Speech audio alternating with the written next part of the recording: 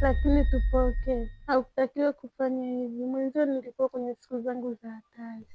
Usiwaze mama, hiyo nikwambie kitu, nikishatoka kwenye manguo yale ya uganga yale, unajua kabisa mimi ni kijana handsome na ninakupenda sana.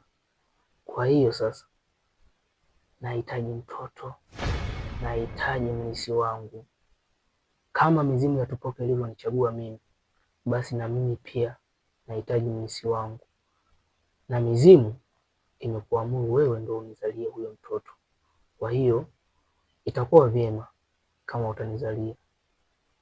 Usiwe na wasiwasi, nakupenda kama ninavyojipenda mimi. Asante sana babangu, nakupenda pia na nakushukuru sana. Umekuwa ukinisaidia kwa mambo mengi sana. Nakupenda pia jamani. Irene White,